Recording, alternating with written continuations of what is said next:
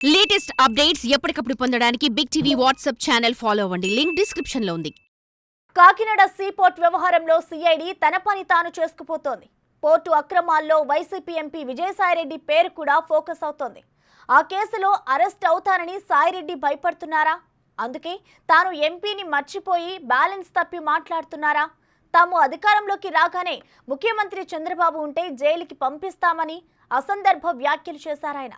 దాంతో ఆయనపై కేసులు నమోదవుతూ ముప్పేట దాడి జరుగుతోంది.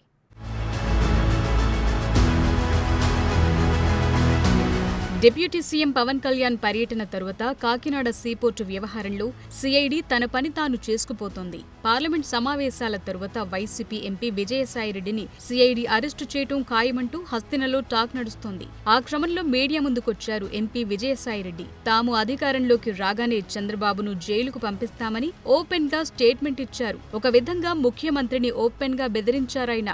కూటమి దూకుడుతో వైసీపీ బ్యాలెన్స్ తప్పుతున్నట్లు కనిపిస్తోంది. అరెస్టు భయాలతో ఆ పార్టీ నేతలు నోరు జారుతూ సోషల్ మీడియాలో ట్రోల్స్ కు గురవుతున్నారు. 4.5 తరువాత తాము అధికారంలోకొచ్చే నాటికి చంద్రబాబుంటే అరెస్టు చేస్తామని విజయసాయిరెడ్డి చేసిన వ్యాఖ్యలు తీవ్ర కలకలం రేపుతున్నాయి. వైసీపీ నుంచి సీఎం చంద్రబాబుకు ముప్పు పొంచి ఉందని టీడీపీ నేతలు ఆందోళన వ్యక్తం చేస్తున్నారు. చంద్రబాబు కులం గురించి సాయిరెడ్డి మాట్లాడటంపై ఆగ్రహం వ్యక్తం చేస్తున్నారు.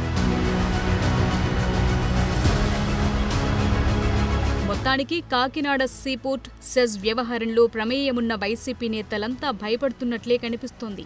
ఆ భయంతోనే విజయసాయిరెడ్డి అడ్డు అదుపు లేకుండా మాట్లాడుతున్నారన్న విమర్శలు వెల్లువెత్తుతున్నాయి. ఆ క్రమంలో అధికార విపక్షాల మధ్య మాటల యుద్ధం తారస్థాయికి చేరినట్టు కనిపిస్తోంది.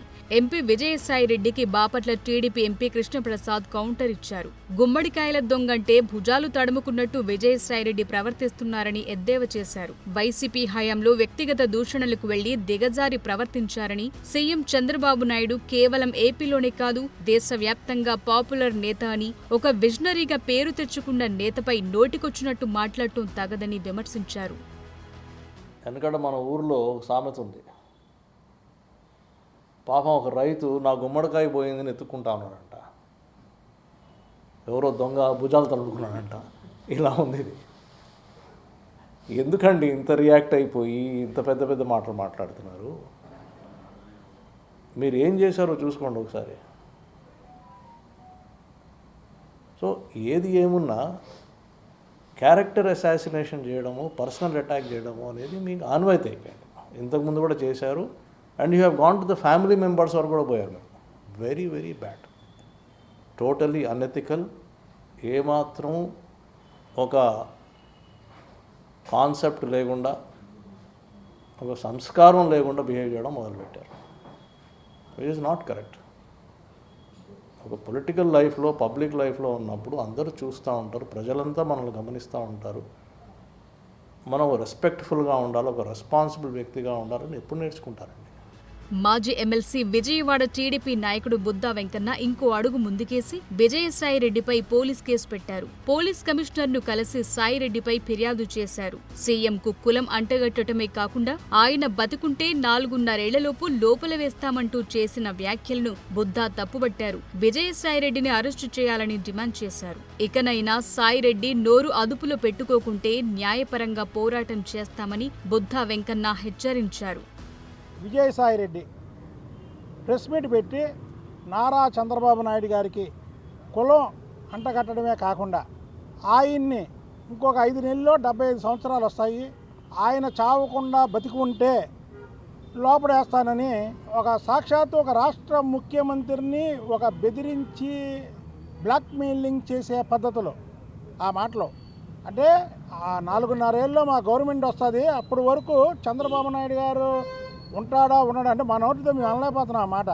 ఒకవేళ ఉంటే 4.5 ఏళ్ళలో మేము లోపడేస్తాం అని బెదిరించి భయపెట్టే బ్లాక్మెయిలింగ్ చేసే పద్ధతిలో 2 మాటలు అన్నాడు. ఉదాహరణకి కేవీ రావు అనే వ్యక్తి రాష్ట్ర ప్రజల్లో చాలామంది తెలుసు. ఆయన పోర్టుని జగన్మోహన్ రెడ్డి లాక్కున్నాడన్న సంగతి ఈ రాష్ట్రంలో చిన్న పిల్లలను అడిగితే చెబుతారు.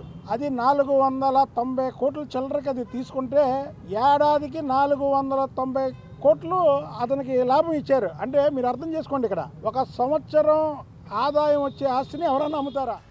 మరోవైపు సీఎం చంద్రబాబుపై విజయసాయిరెడ్డి చేసిన ప్రతికూల వ్యాఖ్యలను డీజీపీ మానవ హక్కుల కమిషన్ సీరియస్ గా తీసుకోవాలని తెలుగుదేశం పొలిట్ బ్యూరో సభ్యుడు వర్ల రామయ్య డిమాండ్ చేశారు. ఈ మేరకు ఎక్స్ వేదికగా ఆయన పోస్టు చేశారు. సీఎం చంద్రబాబుకు ముప్పు తలపెట్టాలనే కుట్ర విజయసాయిరెడ్డి వ్యాఖ్యల్లో ఉందని ఆగ్రహం వ్యక్తం చేశారు. విజయసాయి ఆయన బృందం కదలికలపై నిఘా ఉంచాలని కోరారు. మొత్తానికి 67 వయసులో రెండోసారి రాజ్యసభ సభ్యుడిగా ఉన్న సాయిరెడ్డి అలా బ్యాలెన్స్ తప్పి మాట్లాడుతూ తీవ్ర విమర్శల పాలవుతోంది.